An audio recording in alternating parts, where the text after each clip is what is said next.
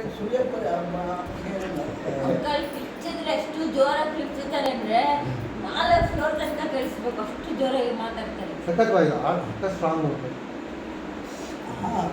ಯಾಕಾಗಿದೆ ಅಂತಂದ್ರೆ ಅವತ್ತಿನ ಸಾಹಿತ್ಯಕ್ಕೆ ಏನು ಮಹತ್ವ ಇತ್ತು, ಏಕಂದ್ರೆ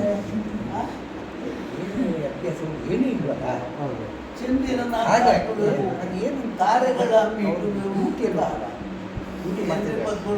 ಬದುಗಳು ಮಾಡ್ತಾರೆ. ಅದರಲ್ಲಿ ಫುಲ್ ಮಗ್ನ. ಕಾಯಕವೇ ಕೈಲಾಸ. ಅದರೊಳಗೆ ಏನು ಅವತ್ತೇನು ಇದ್ದೇ ಇಲ್ಲ. ಕಾಯಕವೇ ಕೈಲಾಸ. ಆಫೀಸಿಗೆ ಬಂದರೆ ಆಫೀಸಿನ ಕೆಲಸ ಮುಗಿಸ್ಕೊಂಡು ಮನೆ ಹೋಗೋದಾದ್ರೂ ಪ್ರಾಮಾಣಿಕವಾಗಿ ಮಾಡ್ತೀವಿ.